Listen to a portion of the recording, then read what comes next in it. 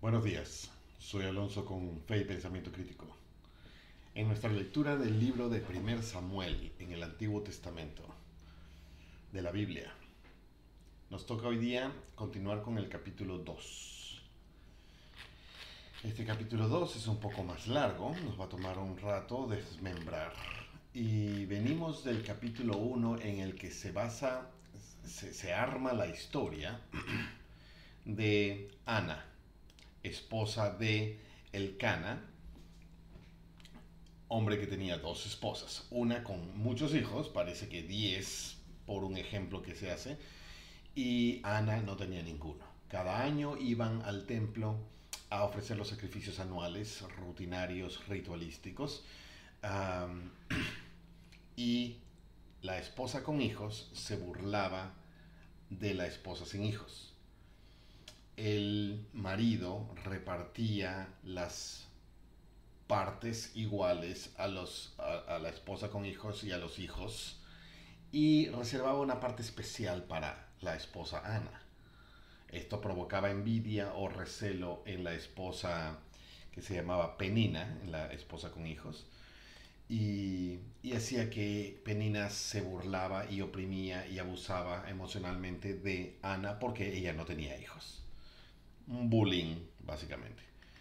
Ana sufría mucho y en uno de esos viajes anuales al pueblo de Silo, donde ofrecían sacrificios anuales, Ana, con mucha amargura, tristeza y pesar de corazón, llora desconsoladamente a Jehová y le hace un voto.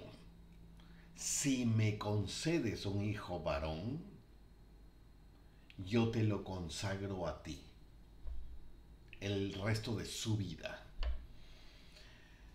Bueno, el sacerdote que estaba a un costado miró a esta mujer hablando sola y llorando y pensó, está borracha, oye, ya vete de aquí, estás borracha. Y Ana le dice, no estoy borracha, perdóname, pero estoy sufriendo. Estoy sufriendo y he derramado mi alma a Jehová en mi sufrimiento.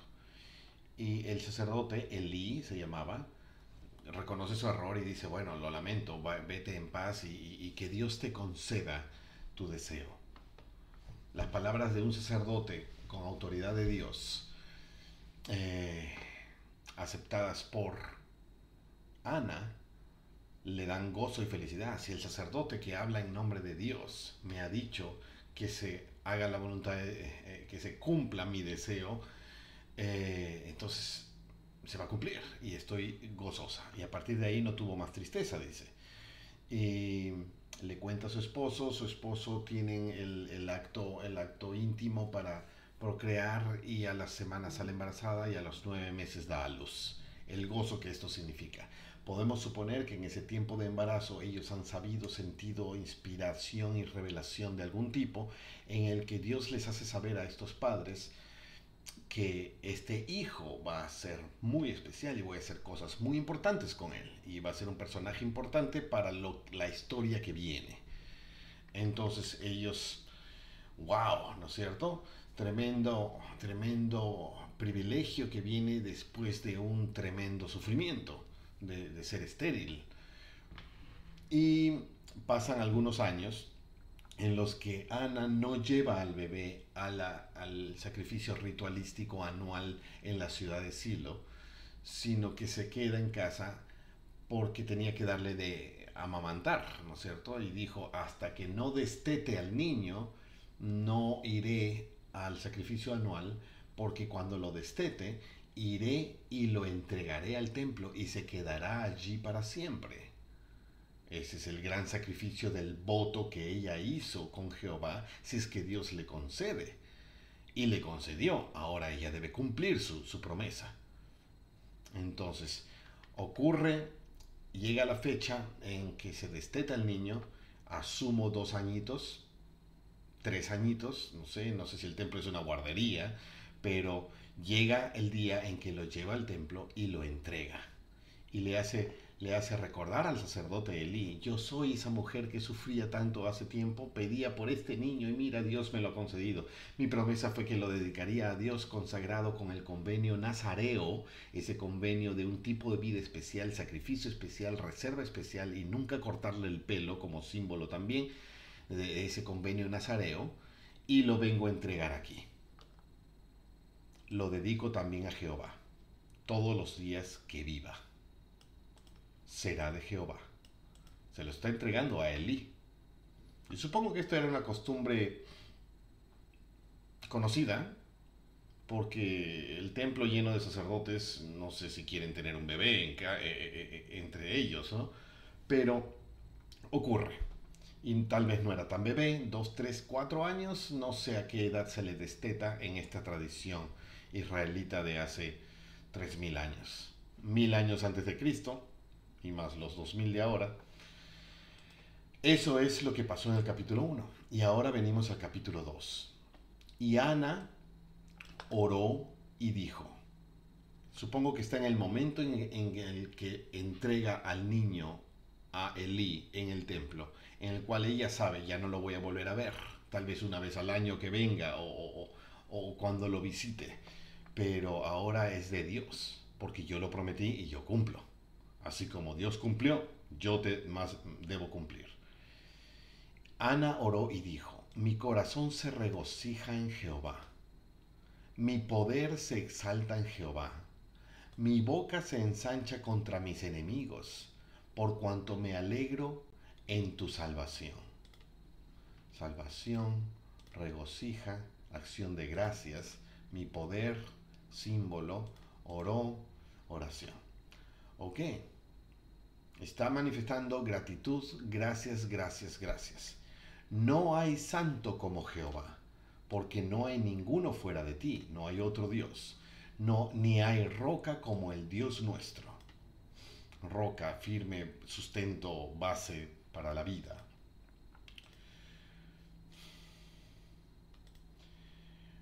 Número 3. No habléis excesivamente de grandezas.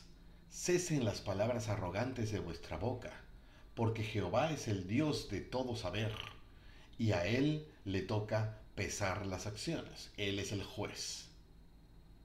Y nada podemos juzgar nosotros. Cualquier cosa que digamos suele ser error, porque Él sabe más. Los arcos de los fuertes son quebrados, y los débiles se ciñen de fortaleza. Los arcos de los fuertes sin Dios fracasan. Los arcos o las estrategias o los planes o las armas o lo que sea de los fuertes sin Dios fracasan. Y los débiles con Dios son fuertes. Se visten, se ciñen, se forran de fortaleza. Ojo, sin Dios y con Dios. Los saciados se alquilan por pan. Interesante. Y dejan de tener hambre los hambrientos. Hasta la estéril da a luz 7. Y a la que tenía muchos hijos languidece. Y la que tenía muchos hijos languidece. Está haciendo un poema, una inspiración, una canción, lo que quieras que sea, de opuestos. Opuestos antagónicos, opuestos que no encajan, ¿no es cierto? Porque los saciados, los que están con la panza llena, no tienen hambre, pero se alquilan por pan. Quiere decir, se venden sus compromisos, hacen lo malo por secretos para obtener ganancia. Venden su alma por beneficios. Se alquilan por pan. Los que tienen se alquilan por pan. ¿Ok? Y dejan de tener hambre los hambrientos. Qué aparente dicotomía tan extraña. Los hambrientos con Dios reciben pan. Estamos hablando analógicamente, ¿ok? Son analogías. Hasta la estéril da a luz 7 con Dios. No está hablando de la ley de gravedad, no está hablando de cosas mecánicamente naturales. Está hablando de cuando estás con Dios, hasta lo imposible se hace posible. Y los que creen que pueden mucho sin Dios, no pueden nada. Y la que tenía muchos hijos languidece. Languidece es una expresión de de sufrimiento por escasez, sea de hambre, sea de emociones, sea de espíritu, sea de lo que sea, pero languidece. No tiene sentido, ¿no? Cuando no tiene sentido. Si tengo muchos hijos estoy feliz. Si tengo pocos hijos estéril, estoy muy triste. Pero acá es al revés. La que sufre o el que sufre será un gozoso. Y el que cree que es gozoso sin Dios. Otra vez, el que sufre pero con Dios será gozoso. El que goza pero sin Dios sufrirá. Eso es lo que está diciendo. Jehová da la muerte y Él da la vida. Él da, Él quita. Parecen las palabras de Job que leímos en el libro anterior. Él hace descender al Seol y Él hace subir. Seol es una referencia a la muerte, a la tumba, al entierro o también al infierno, dependiendo del contexto de cómo se use. Él hace descender al Seol y hace subir. O sea, subir al cielo si es que estamos refiriéndonos al infierno, o volver a la vida si es que estamos refiriéndonos a la muerte. Y acá hace una referencia, una señal a la palabra resurrección. Entonces, si está hablando de la muerte, está hablando de la resurrección, como antítesis de lo que Dios hace. Jehová da pobreza, Jehová da riqueza. Abate o destruye, golpea, frustra y enaltece. Jehová lo hace todo. Estas realmente parecen las palabras de Job. Él, Jehová, levanta del polvo al pobre y al menesteroso alza del muladar. Muladar es el chiquero, el basurero, el lugar horrible y apestoso en el que vive el pobre indigente que no tiene nada ni para comer ni para vivir. Y al menesteroso alza del muladar, para hacerlo sentar con los príncipes y heredar un trono de honor, porque de Jehová son las columnas de la tierra, y él asentó sobre ellas el mundo. Ok, estamos entrando en el nivel de prosa magnificante, nivel de poema, canción súper máximo en expresiones alegóricas. ¿Ok? Son símbolos, son expresiones de cuán gozosa está mi alma creativa, poética. ¿De acuerdo? Y todas estas frases aparentemente antagónicas o de dilema, todas estas frases de aparente dilema, tienen la condición con Dios. El que está mal con Dios está bien. El que está bien sin Dios está mal. Eso es lo que está diciendo. Él, Jehová, guarda los pies de sus santos, mas los impíos perecen en tinieblas, porque nadie será fuerte por su propia fuerza. ¡Wow! Esto está fuerte. Todas estas frases son fabulosas, ¿ok? Pero la condición es con Dios. Dios cuida o guarda los pies de sus santos. Los santos podrían ser las personas que guardan la palabra de Dios y siguen a Dios y son fieles a Dios. Ok, llamémoslos santos. Pero, ¿qué quiere decir? ¿No sufren? Después dice, más los impíos, o sea, los malos, perecen en tinieblas. Eso es un terrible sufrimiento, ¿no? O sea, tinieblas de terror, tinieblas de entendimiento, tinieblas de logros, lo que sea. Se sienten en las tinieblas, los malvados. Pero ¿acaso no vemos malvados que la pasan muy bien? ¿Y acaso no vemos santos que la pasan muy mal? Porque nadie será fuerte por su propia fuerza. Ajá. Entonces no es el santo por ser santo. Y no es el malo por ser malo. Es con Dios o sin Dios. Esa es la condición. El santo, porque está con Dios, Dios lo cuida, aunque le vaya mal. Frase que siempre le digo a mi hija: si las cosas salen mal, está bien. Si las cosas salen bien, está bien. Pero la premisa es con Dios. Si estás con Dios y las cosas salen mal, está bien. Es parte, prueba necesaria para tu propio beneficio y progreso. Oportunidad. Si estás con Dios y las cosas salen bien, están bien. Y no te olvides y no te la creas. Y agradece y mantente humilde. Pero estar con Dios es la condición. Porque si empiezas a creerte tu propia fuerza y que bien lo he hecho y que hábil soy y soy lo máximo, entonces me alejo de Dios y quedo a mi propia fuerza. Y nadie será fuerte por su propia fuerza, aunque parezca por un rato. Número 10. Delante de Jehová serán quebrados sus adversarios. Nadie puede contra Jehová. Y sobre ellos tronará desde los cielos. Jehová juzgará los confines de la tierra y dará fortaleza a su rey. Interesante. Y enaltecerá el poder de su ungido. Acá estamos entrando en doctrinas tangenciales pero profundas. Dice que Dios, Jehová, dará fortaleza a su rey. ¿Quién es el rey al que Dios da fortaleza? Y enaltecerá el poder de su ungido. ¿Quién es el ungido de Dios? Estamos hablando acá de dos personajes divinos. Acá en ungido aparece, bueno, una cita a un diccionario, el ungido. Pero el ungido entiendo yo como el Hijo de Dios. El Hijo de Dios es el Mesías, el Salvador, el expiador, es Jesús. Entonces está hablando del Padre y el Hijo. Aquí sin querer y sin ser el tema. Está hablando del Padre y el Hijo. Y número 11. Voy a dejarlo ahí como nota aparte, ¿ya? Y el Cana, volviendo a la historia, todo esto fue la canción, poema, inspiración de la oración que Ana está haciendo en pura gratitud, ¿ok? En pura gratitud por lo que Dios le ha bendecido con este hijo y encima que este hijo haya sido escogido para una situación especial que Dios ha reservado para él.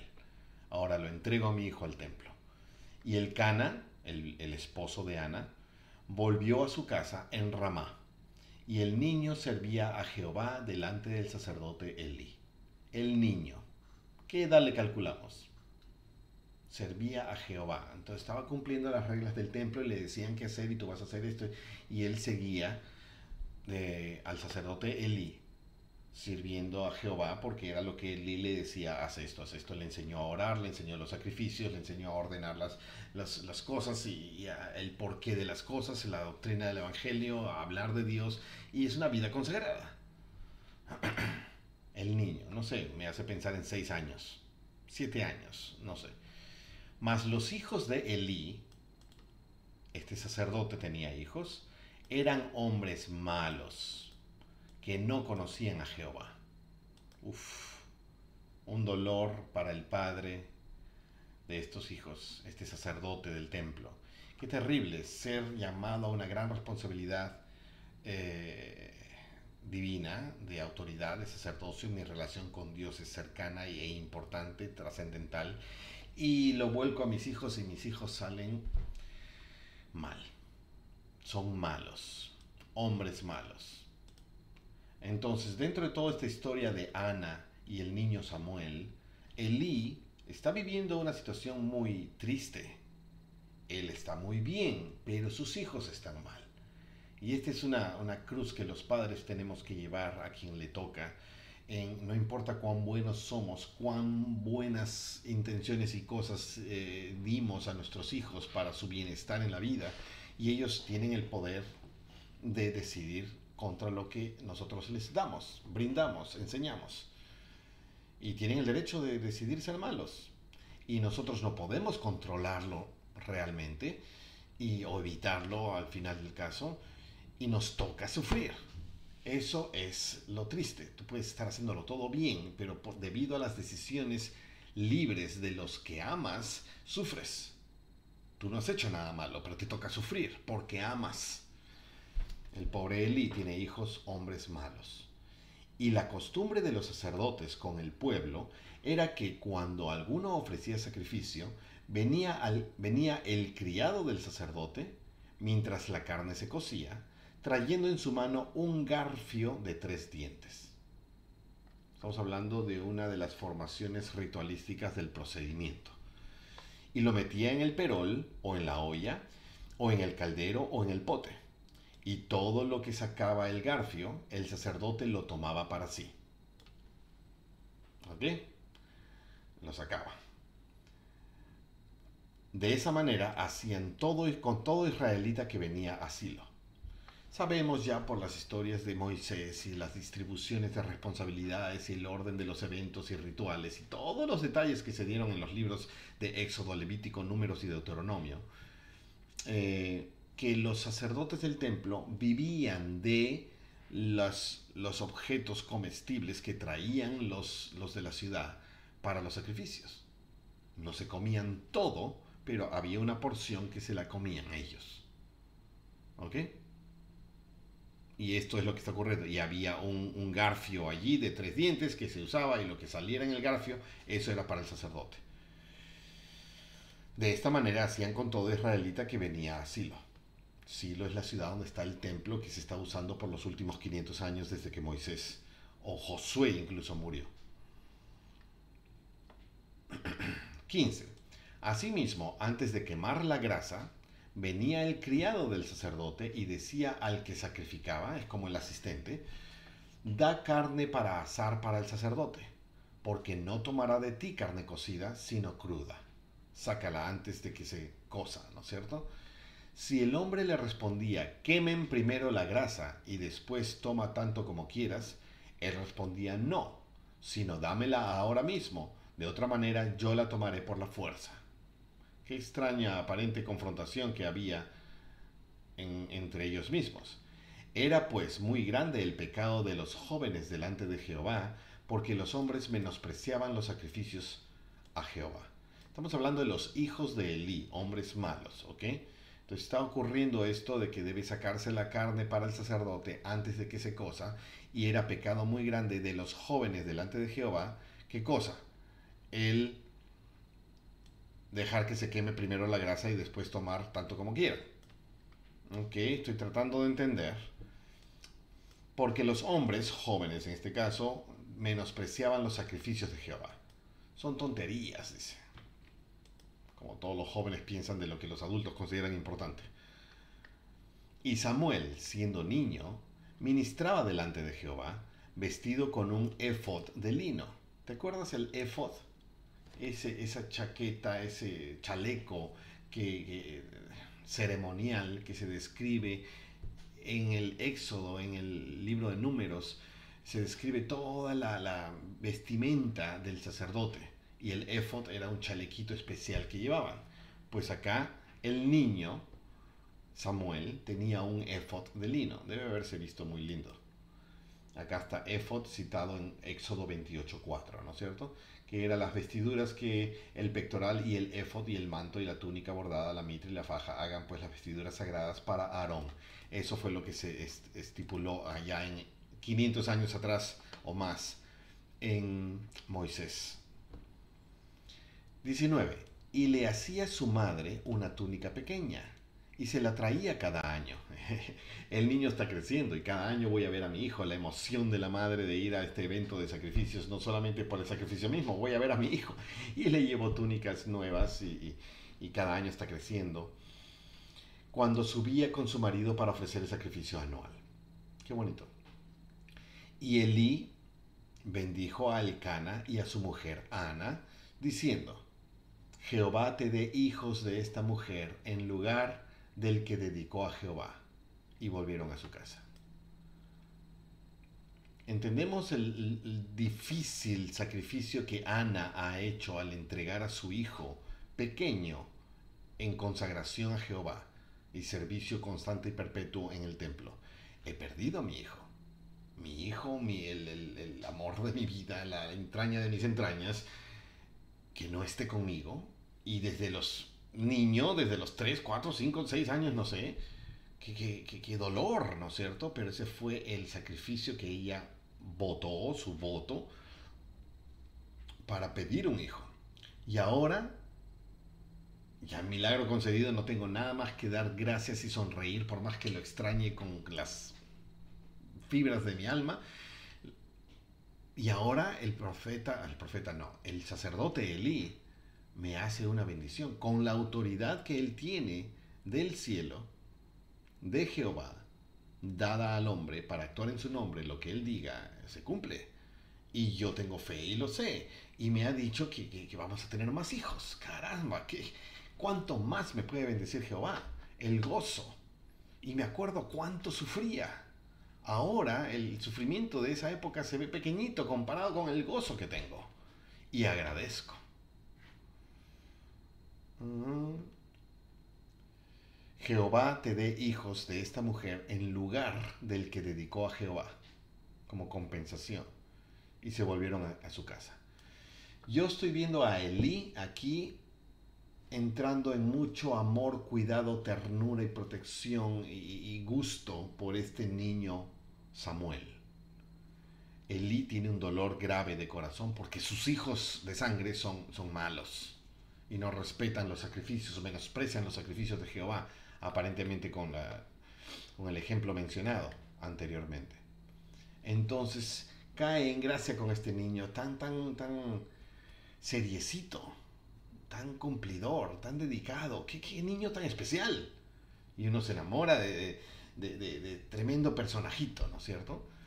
Y visitó Jehová a Ana y concibió y dio a luz 3 hijos y 2 hijas. Tuvo 5 hijos más. Y el niño Samuel crecía delante de Jehová. Ya están pasando los años. Si lo entregaron de 4, digamos de 5 años lo entregaron, y ahora han tenido 5 hijos más, son mínimo 5 años más. Ya el niño tiene 10, 11, 12, por ahí tiene. ¿No es cierto? El niño crecía delante de Jehová. Y Elí, el sacerdote, era ya muy anciano. Y oía todo lo que sus hijos hacían a todo Israel, sus hijos de sangre. Tenía hijos malos y no solo eran malos, sino eran famosos y eran conocidos. Y él oía todo lo que ellos hacían.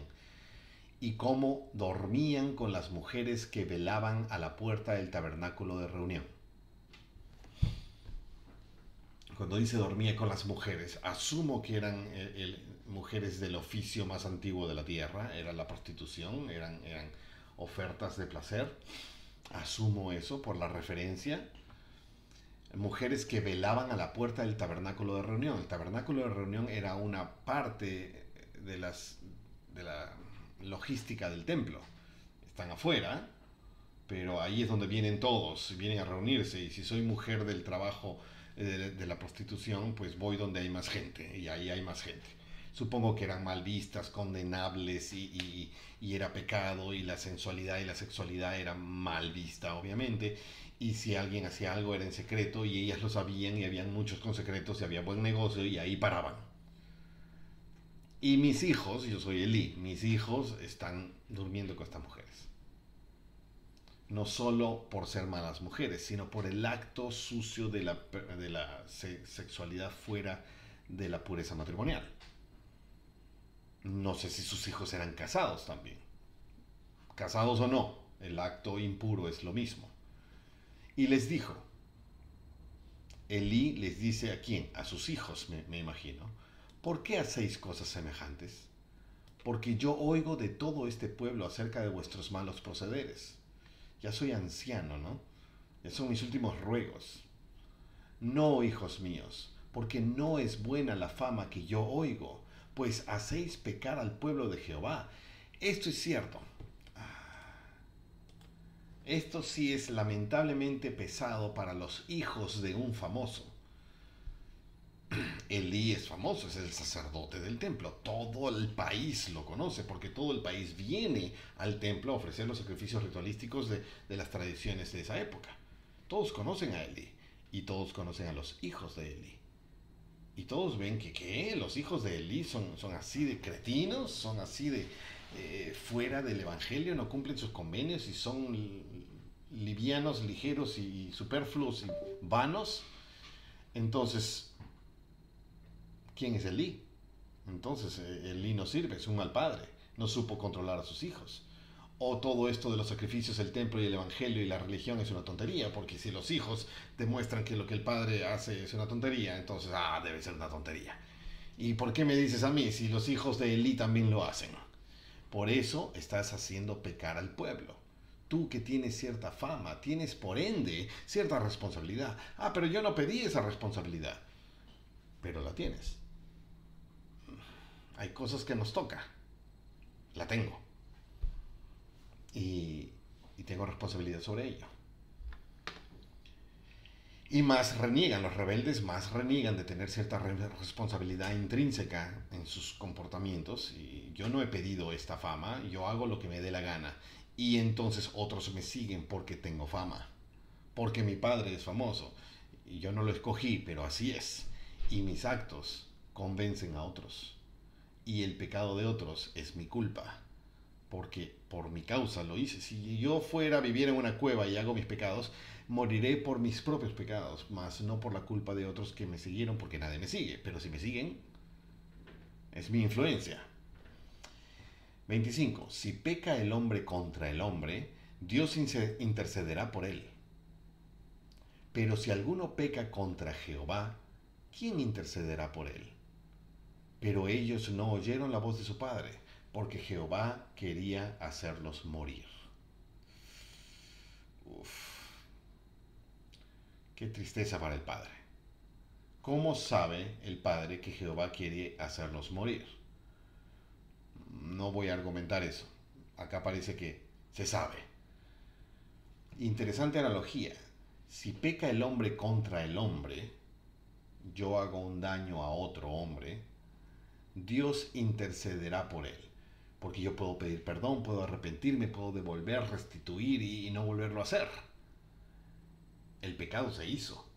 Pero Dios, porque hizo la expiación que todavía va a ocurrir dentro de 1000 años, pero por la expiación infinita que paga el precio de todos los pecados y redime mi carga o mi deuda, redime mi deuda, y yo puedo pedir perdón y Él puede decirme, te perdono, ven al gozo del cielo, de mi Señor, en fin, no quiero hablar palabras de futuras profecías, pero el perdón es posible, la limpieza es posible, gracias al sacrificio expiatorio del Mesías. Aquí todavía no ha ocurrido, pero se sabe que va a ocurrir. Si pecas contra alguien y te arrepientes, Dios te perdona, porque es posible el perdón, gracias a, ya sabemos. Pero si pecas contra Jehová, ¿quién te perdona?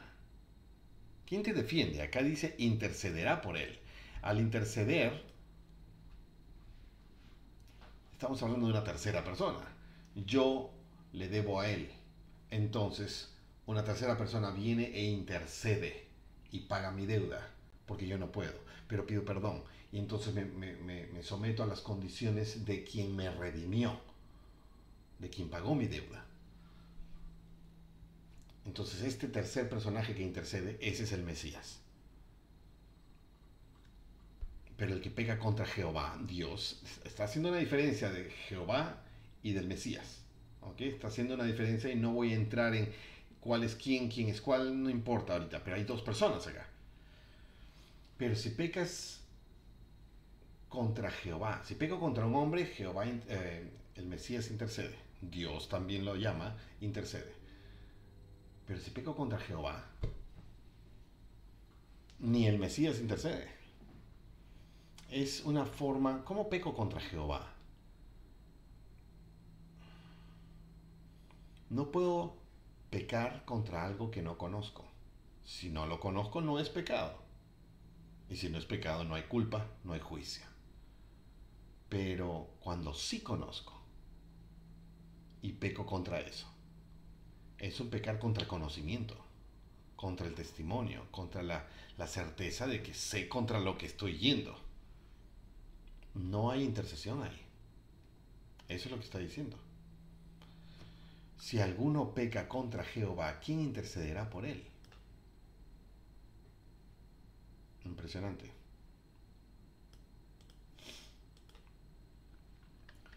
Muy bien, porque Jehová quería hacerlos morir. O sea, ya han pecado demasiado, vamos a retirarlos ustedes de este juego. Y el niño Samuel iba creciendo en estatura y en gracia delante de Dios y delante de los hombres. personajito admirable, impresionante, está creciendo fuerte. Y vino un varón de Dios a Elí. ¿Quién es un varón de Dios? Podemos decir un ángel, un espíritu, un misionero, un sacerdote de otro pueblo. Un varón de Dios a Elí y le dijo, así ha dicho Jehová. Esto manifiesta un orden jerárquico importante. Así ha dicho Jehová, ¿no me manifesté yo claramente a la casa de tu padre cuando estaban en Egipto en la casa de Faraón? Está hablando de una historia de hace 550 años, 600 años tal vez. Una historia de Moisés cuando el pueblo de Israel eran esclavos de Egipto y Moisés se enfrenta a Faraón y Dios lo respalda a Moisés y los 10 prodigios terribles y finalmente los libera de la manera más milagrosa. ¿No me manifesté yo claramente a la casa de tu padre? Todas tus generaciones anteriores por 600 años llevan a ese grupo familiar, ¿no es cierto?, al pueblo de Israel. ¿No me manifesté yo claramente cuando estaban en Egipto en la casa de Faraón? Vino alguien, un varón de Dios, a Elí y dice, así ha dicho Jehová. ¿Quién es el que da el mensaje de así ha dicho Jehová? Ese es el que llamamos profeta. El profeta es quien comunica la voluntad de Dios al pueblo, a los reyes o a los sacerdotes. Elí no es un profeta, es un sacerdote. Y el profeta es quien viene y da el anuncio profético. Interesante. No sé quién es este varón de Dios. Y hace esta pregunta retórica. ¿Acaso no fui claro cuando lo saqué de Egipto? Y yo le escogí para ser mi sacerdote entre todas las tribus de Israel, para que ofreciese sobre mi altar y quemase incienso y vistiese el efod delante de mí, y di a la casa de tu padre todas las ofrendas de los hijos de Israel.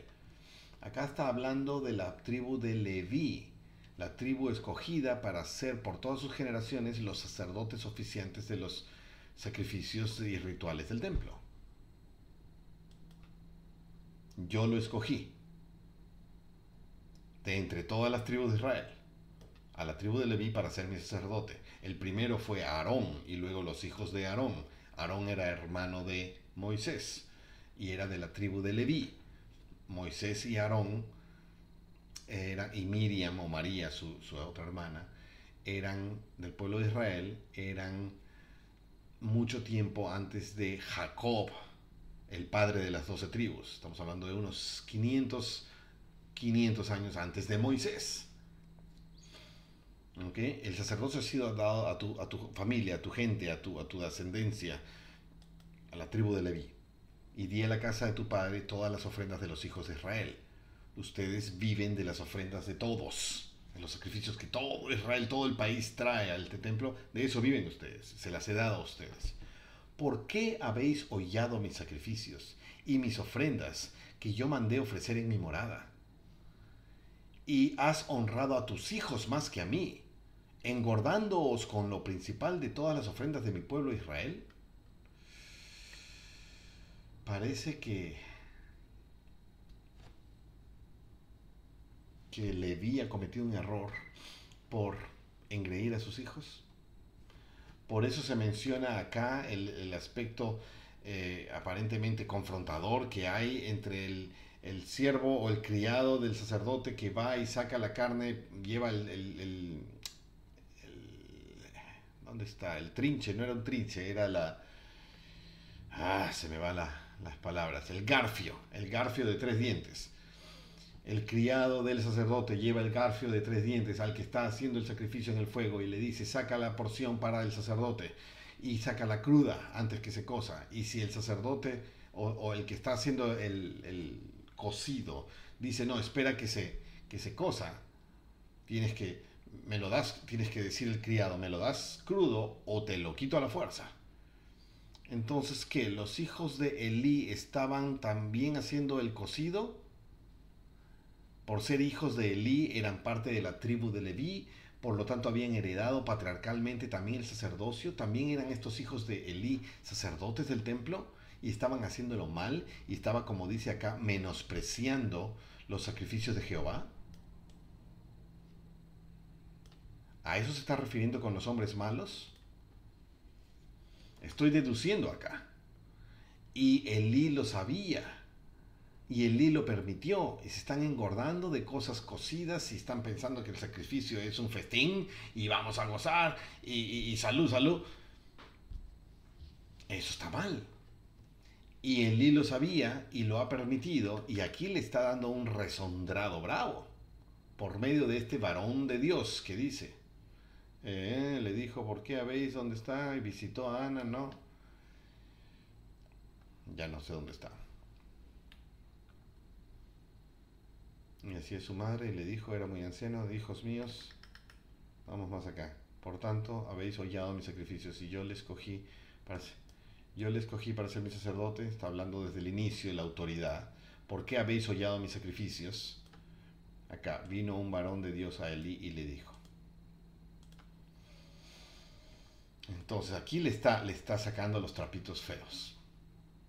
¿Por qué habéis hollado, espisoteado, menospreciado mis sacrificios y mis ofrendas que yo mandé ofrecer en mi morada? El resto está cumpliendo y ustedes lo están haciendo mal, tus hijos. Y has honrado a tus hijos más que a mí. Has permitido que ellos hagan esto cuando sabías que no.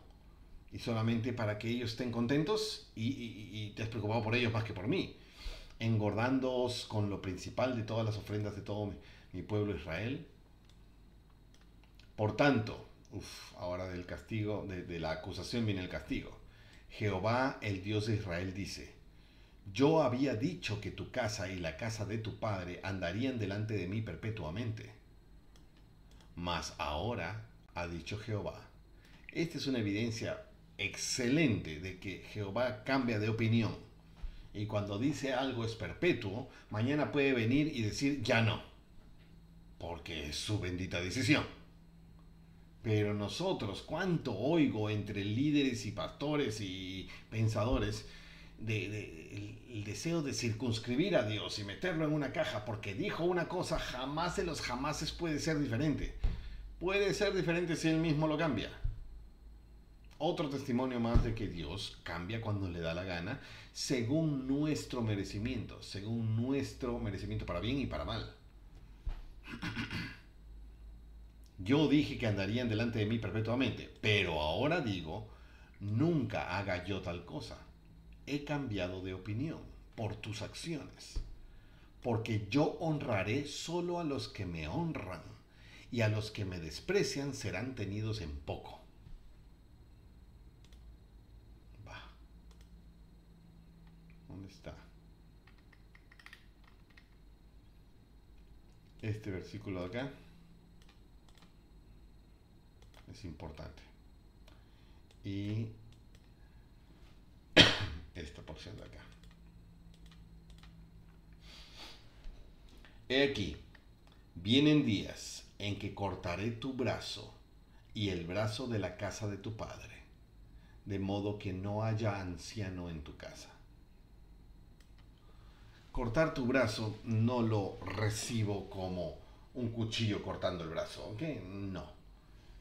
El brazo de la casa de tu padre. Estamos hablando del linaje, del derecho por apellido, no es apellido, pero por linaje, por genealogía. La tribu de Leví ha sido escogida en los años de Moisés como portadores por generación perpetua, para siempre, según las palabras de Dios, de portar el sacerdocio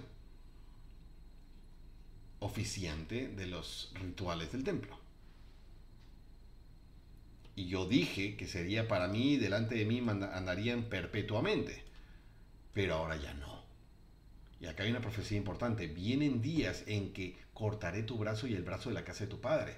Eso es, ya no tendrán la autoridad, ya no será por tu linaje, será cortado.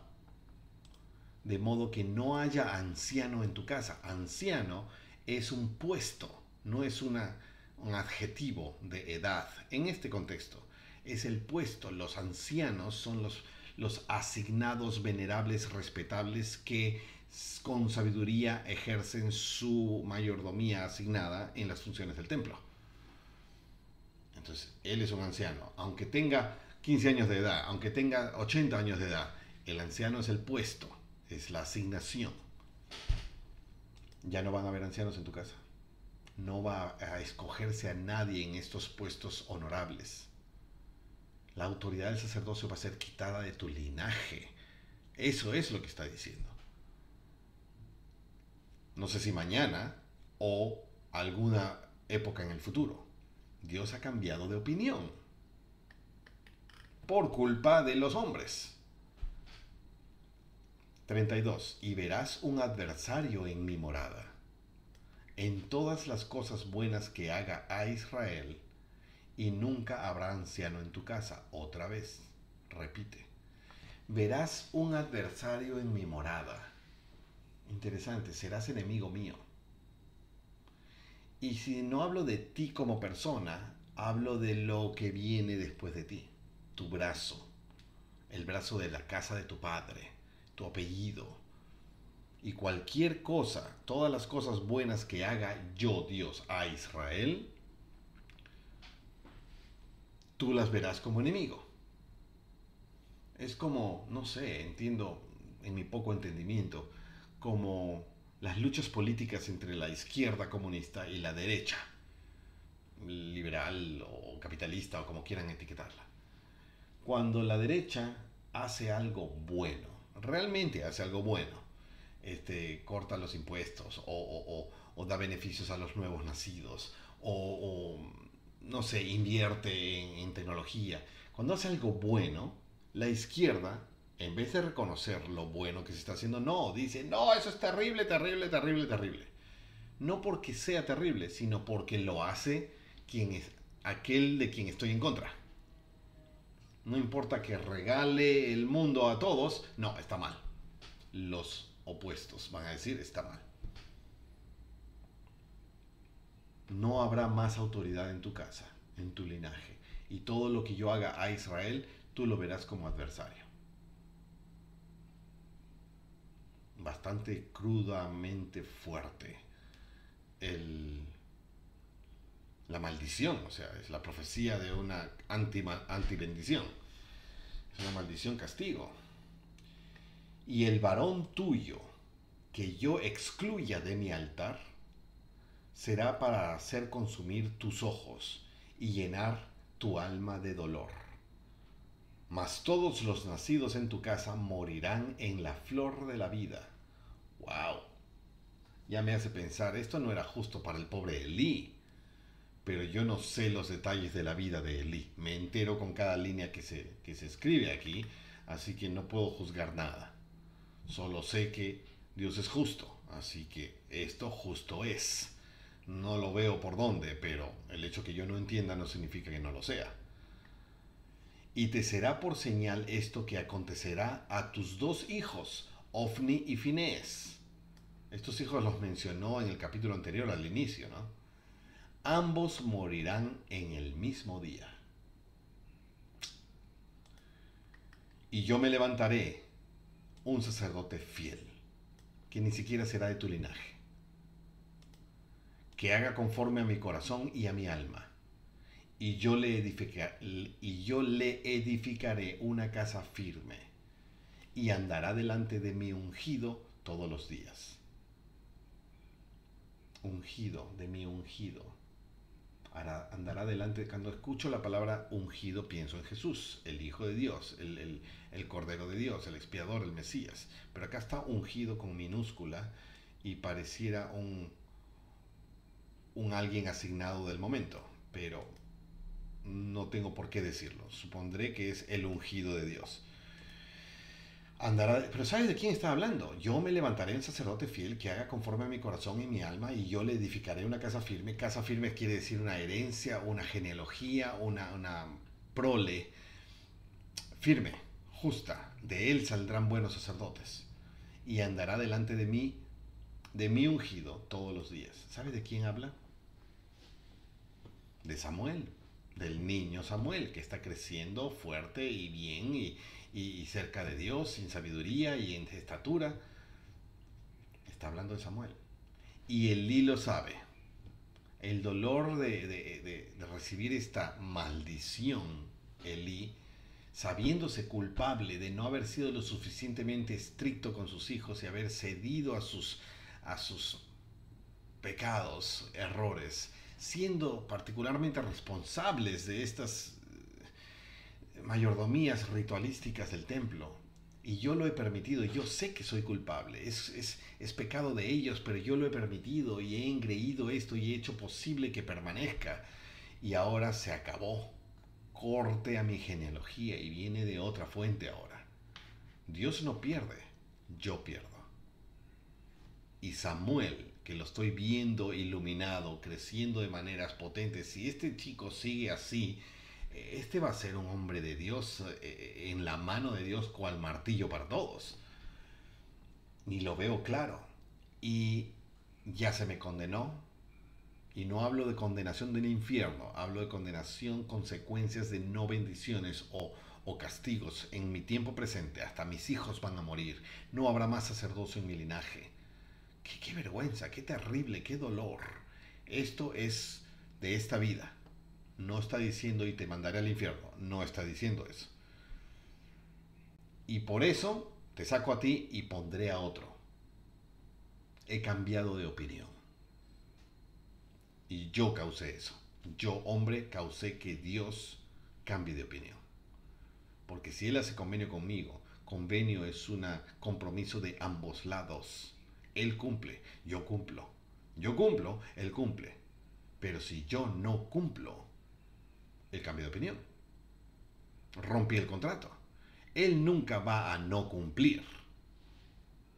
Entonces soy yo el que puede no cumplir. Y cuando no cumplo, él cambia de opinión. Y el contrato se fue para mi perjuicio. Y escogerán a otro. Y acontecerá que el que haya quedado en tu casa vendrá a postrársele por una moneda de plata y un bocado de pan, diciendo: te ruego que me pongas en algún oficio sacerdotal para que coma un bocado de pan.